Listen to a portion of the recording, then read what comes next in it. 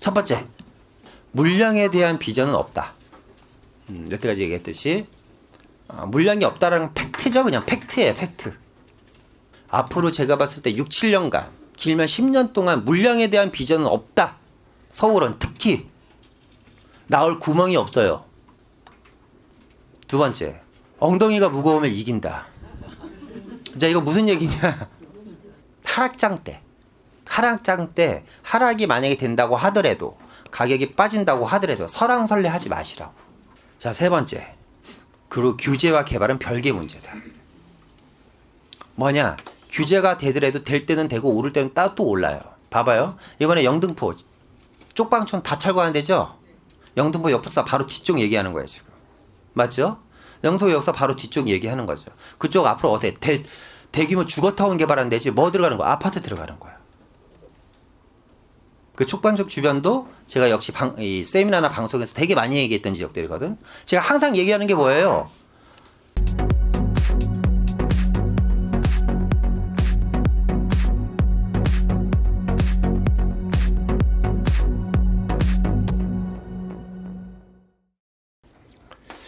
자, 틈새는 있다. 틈새가 뭐예요? 아까 9억 이하 주택. 9억 이하 주택과 비규제 지역에 있는 신축 아파트들. 지금 뭐 난리 났죠? 서울 말고 이제 수도권 지역의 비규제 지역 신축 아파트들 뭐 분양권 뭐 프리미엄 붙고 난리도 아니에요, 지금. 뭐 전매기한 6개월인가밖에 안 되다 보니까. 그리고 이제 비강남권의 중저가 아파트, 지금 노도강 지역들의 지금 소형들이 다시 움직이고 있고, 지금 신고가 계속해서 지금 9억 이하 아파트들도 지금 올 들어와서 거래되는 것들이 신고가 계속해서 갱신하고 있어요, 지금. 이런 게 틈새죠. 네. 그러니까 누르면 반드시 튀어나오는 부분이 있게 돼 있어. 그리고 아까 말씀드렸던 것처럼 과거 사례처럼 강북의 재개발 지분, 강북의 그러니까 재개발. 여러분, 재개발은 있잖아요. 제가 누차 몇 번 말씀드렸지만 공시가격 현실화를 못해. 재개발 물건은. 그러니까 뭐예요? 10억짜리 빌라가 있어요. 공시가격은 얼마야? 3억 5천. 그렇죠? 맞아요, 안 맞아요? 아무런 규제가 없어. 근데 10억짜리 재개발 지분은 왜 공시가격 현실화를 못할까요? 큰일 나면 큰일 나요. 왜 큰일 나냐면, 예를 들어서 10억짜리 이제 매매가가 10억이야. 근데 이제 예를 들어서 지금 내가 갖고 있는 주택의 주택 공시가격이 공시가가 3억이에요. 그럼 지금 P가 얼마라는 거야? 7억이죠. 그죠? 이제 보통 이제 서울시에서 재개발이 조합 설립인가 이후가 끝나고 사업 승인이 넘어가 버리면 이 정도 시세는 다 나와요. 지금 서울 마포 지역 같은 경우는 지금 한 요렇게 되어 있어요. 지금 P가 7억이야. 뭐 한남동이 될 수도 있고요. 그러면 이 공시 가격을 세금을 너무 조금 내잖아, 지금. 그죠? 자, 10억짜리 아파트는 지금 결국 뭐예요? 8억에서 9억까지 만들겠다라는 거잖아, 공시 가격을. 그러면 형평성에서 어긋나요, 안 어긋나요? 이 사람은 똑같이 10억짜리 갖고 있는데 아파트는 공시가격 8, 9억이고 빌라 갖고 있는 사람은 3억이면 말이 안 되잖아. 그러니까 얘도 이렇게 해야지 돼야 안 돼요. 자, 했어. 그래서 공시가를 8억으로 바꿨어요. 형평성 있게 하기 위해서 10억짜리를. 그래서 이제 얘가 사업 승인이 끝나서 이제 관리처분 단계에 접어들었어. 관리처분을. 그러니까 종전 자산가가 나오죠? 그죠? 관리처분 금액이 나올 거 아니야. 그죠? 그럼 뭘로 계산해? 8억으로 계산해서 나오겠지. 이제 공시가가 8억이니까. 맞아요? 그죠? 그럼 34평 아파트가 조합원 분양가가 6억이야. 그러니까 130% 계산해봐, 그러면 38에 24. 9억 4천. 9억 나왔어. 종전 자산 가격이 권리 가격이 9억 나왔어. 그럼 33평 6억이니까 9억에서 6억 빼면 3억이 남네? 그렇죠? 아파트도 받고 돈도 남고 P는 무피죠, 그냥. 맞아요, 안 맞아요? 재개발 로또잖아, 완전. 그럼 로또야, 아니야, 여러분. 재개발이 되겠어요, 안 되겠어요? 에? 아, 이해가 안 되시나 지금? 이해 안 돼요? 아, 이해 안 되는구나. 큰일 나졌네. 자, 봐봐요. 자, 우리 보통 재개발을 사요. 재개발을 사. 그러면 이제 뭐 10억짜리를 샀어요. 10억짜리를. 10억짜리 빌라를 하나 한남 뉴타운을 샀어. 근데 이제 얘가 우리 이제 권리가액이 4억, 그러니까 감정가가, 그러니까 공시가가 4억이래요. 우리 이제 보통 공시가격 물어보고 사잖아. 이게 얼마인지. 재개발 살 때는. 왜 공시가격을 물어보고 사요?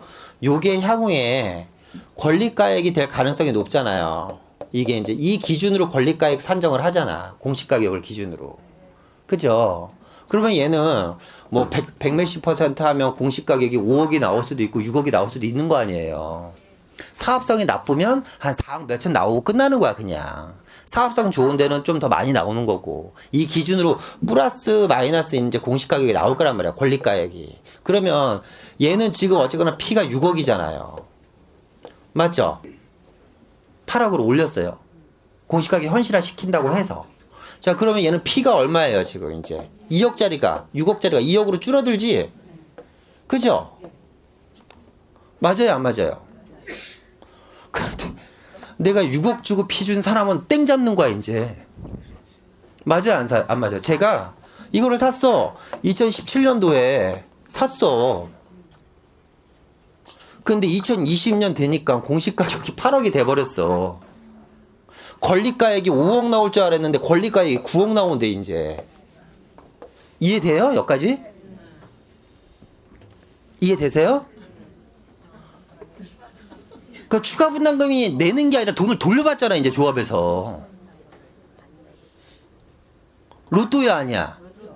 이거만한 로또가 없잖아요. 아직도 모르겠으신 분은 따로 오세요. 따로.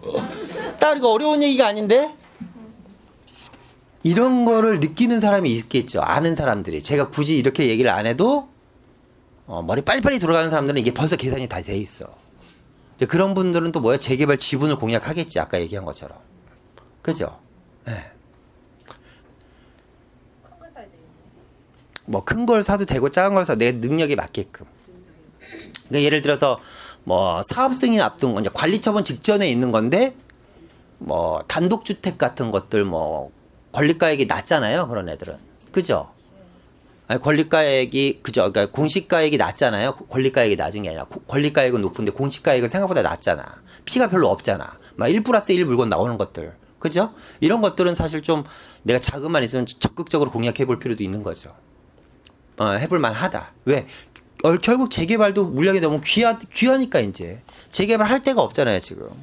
몇 군데 안 남았어요. 이제 남아있는 재개발 지역이 마포 일부 구역이랑요, 장이동 일부, 뭐 이문동 일부, 수색, 노량진 뭐 그 정도가 이제 끝이죠.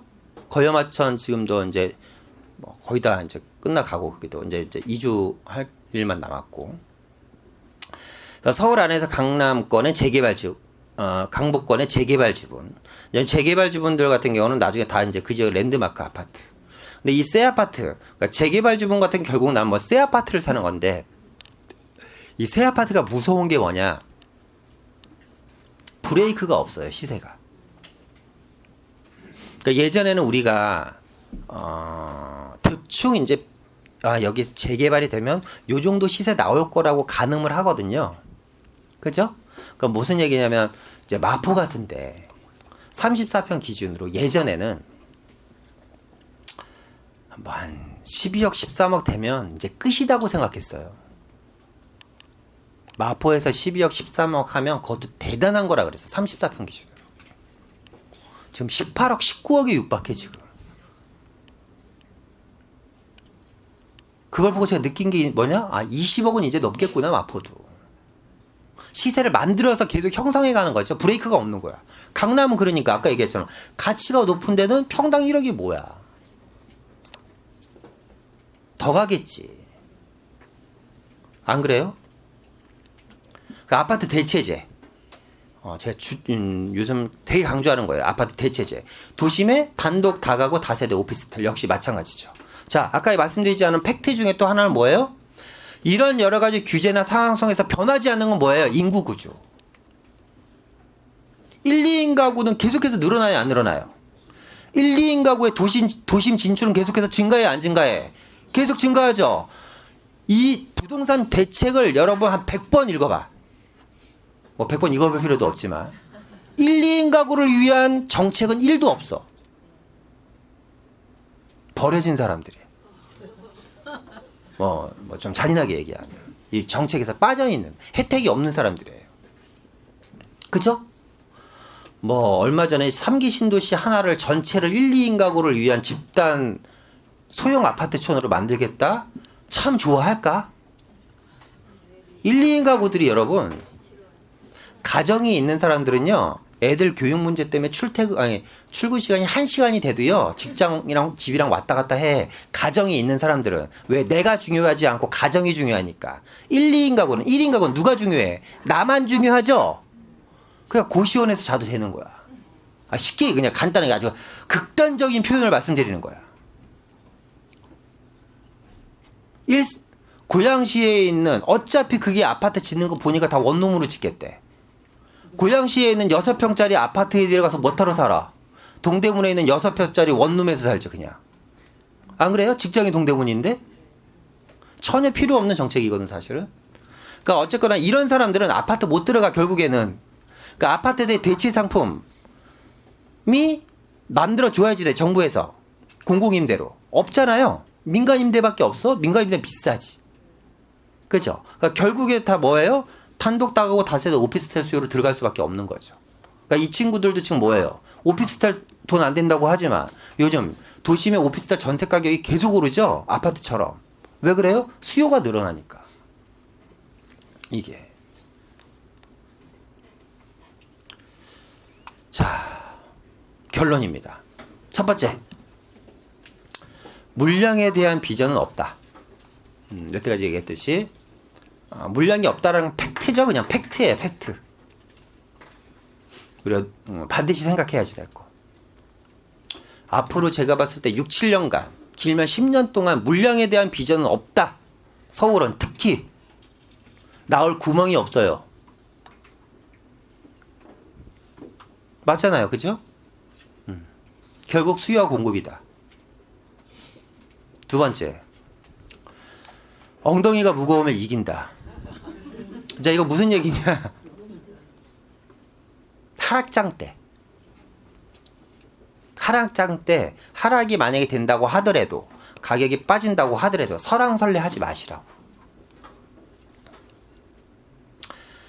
자, 대한민국 부동산 이제 하락을 얘기하는 친구들이 이제 하락을 갖고 얘기하는 사람들이 이제 가장 이제 하락을 많이 얘기하는 그 기간이 언제냐면 우리가 98년도랑 리먼 사태 때 얘기 많이 하잖아요. 집값이 반토막 났으니까.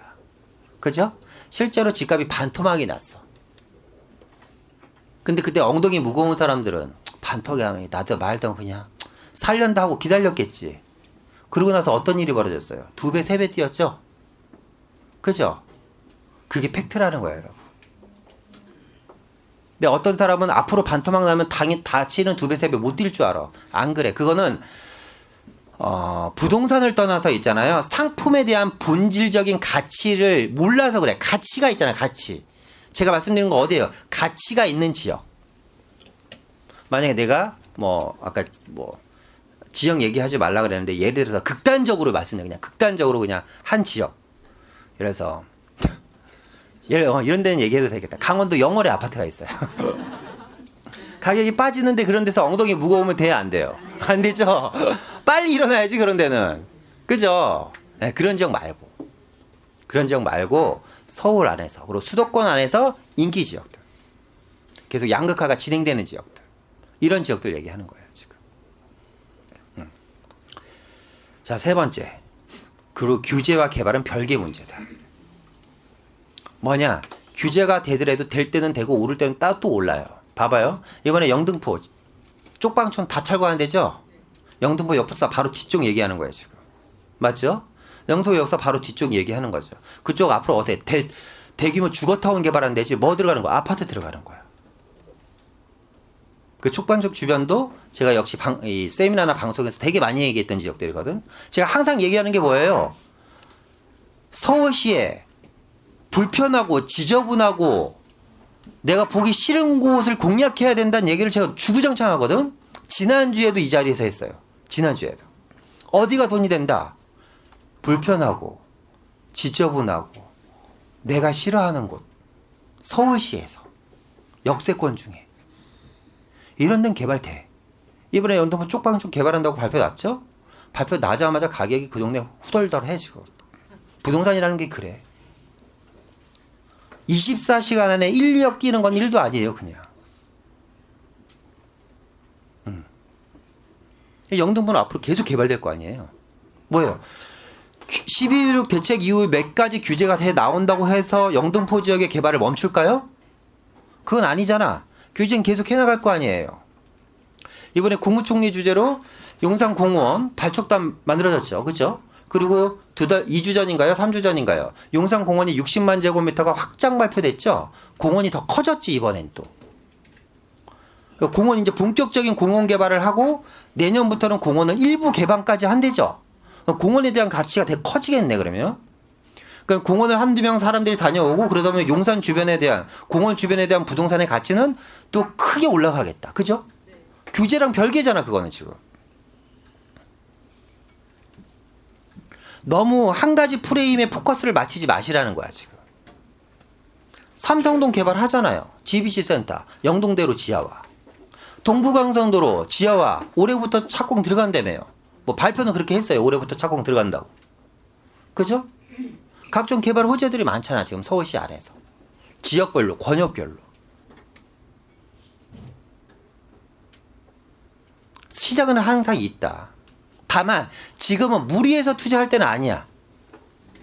뭐 빚내서 옛날처럼 대출 왕창 받고 이렇게 투자하시라는 건 아니고, 아직도 내가 현금이 한 3억 있어. 통장에 한 2억 있어. 우리 아들이 피땀 흘려 모은 돈이 한 5천만 원, 6천만 원 있어. 은행에 3년, 5년 넣어놓는 것보단 낫다라는 거예요, 그냥. 그리고 대신 오를 때는 기하급수 주고 폭발적으로 오르죠. 아까 말씀드렸던 것처럼. 이런 규제가 있는 지역도, 개발이 진행되는 지역들도 역시 마찬가지로 뭐예요? 규제가 따르다 보면 원래 자기 몸집보다 작게밖에 못 뛰어요. 원래는 내가 한 2m 뛰어야지 되는데 위에서 누르는 힘이 강하면 1m밖에 못 뛰어. 그러니까 더 오를 수 있는데 조금밖에 못 오르는 거예요. 근데 이런 게 규제가 풀어지면 그 지역에서 갑자기 엄청나게 뛰겠죠. 그죠? 세 가지를 좀 명심하셨으면 좋겠어요. 오늘 얘기의 결론입니다. 여러 가지 얘기를 했지만 첫 번째, 물량에 대한 비전은 없다. 수도권 및 서울, 특히 서울은 아예 없다. 2020년이 중요한 게 아니라 내년부터가 문제다. 엉덩이가 무거우면 이긴다. 이거는 이제 하락장 때. 만약에 하락이 온다면 내가 정말 똘똘한 한 채라고 내가 생각하고 남들이 생각하는 똘똘한 한 채를 갖고 있다면 그때는 엉덩이가 무거워야지 돼요. 버틸 수 있다면, 지킬 수 있다면. 왜? 다시 돌아오니까. 셋째, 말씀드렸던 것처럼 계속해서 이런 규제책은 나올 거고 지금보다 더 센 규제책이 나올지 아닐지 모르겠지만 어쨌거나 이번 정부 프레임은 부동산에 대한 규제입니다. 집값 안정이에요. 그 정책이 바뀔 리는 없어. 그리고 정책은 언제 그만두냐?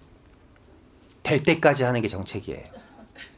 시작이 먹힐 때까지. 내가 임기 끝나는 동안. 근데 내가 임기 끝나는 동안 안 먹혀. 그럼 어쩔 수 없는 거지만 할 때 될 때까지 하는 게 정책이야. 모든 정책이 그래요. 뭐 부동산 정책뿐만 아니라. 그렇기 때문에 규제에 대해서 너무 여러분들이 두려워하실 필요는 없어요. 대신 내가 참고는 해야 된다. 내가 움직이는 한 상황 안에서. 하지만 개발은 규제와 별개로 계속해서 진행된다. 그런 지역은 계속해서 우리한테 내가 관심을 가져야지 된다. 라는 얘기입니다. 자, 이만 마치고요. 내일 하루 지나면 이제 명절 연휴네요. 명절 잘 보내시고 건강하시고요. 새해 복 많이 받으시고요. 가족들과 함께 복된 명절 되셨으면 좋겠습니다. 감사합니다.